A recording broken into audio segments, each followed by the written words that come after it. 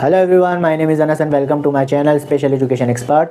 और आज हम पढ़ेंगे लाइसोसोमल स्टोरेज डिसऑर्डर के बारे में। ये भी एक कारण माना जाता है इंटेलेक्चुअल डिसेबिलिटी होने का। तो बच्चा इससे आईडी कैसे हो जाता है, ये जानना हमारे लिए इसमें इंपॉर्टेंट हो जाता है एग्जाम पॉइंट ऑफ व्यू से।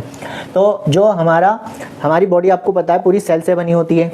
तो जो सेल होता है उसका एक पार्ट होता है लाइसोसोम, और लाइसोसोम को कहा जाता है सेल का डस्टबिन, जहाँ पर वेस्ट मटेरियल इकट्ठा होता है। तो जब ये वेस्ट मटेरियल सेल्स के अंदर ज़्यादा हो जाता है और टूट नहीं पाता, ब्रेक डाउन नहीं हो पाता, तब ये कंडीशन देखने को मिलती है लाइसोसोमल स्टोरेज डिसऑर्डर की।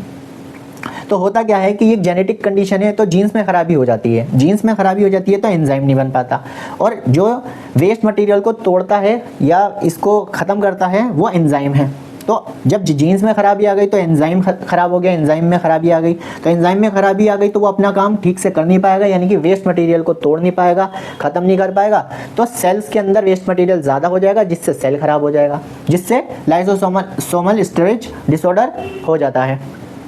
यही चीज़ जब ब्रेन के अंदर हो जाती है, यही चीज़ जब ब्रेन के अंदर होने लगती है, यानी कि ब्रेन के जो सेल्स हैं उसके अंदर जब वेस्ट मटेरियल ज़्यादा बनने लगता है और एंजाइम उसे तोड़ नहीं पाते, क्योंकि एंजाइम में खराबी है, तो एंजाइम उसे तोड़ नहीं पाते, जिसकी वजह से ब्रेन के सेल्स खराब होने लगते हैं और ब्रेन कहीं ना कहीं डैमेज होता है, और जिसकी वजह से cognition level, intellectual level down होता है और बच्चा आईडी देखने को मिलता है।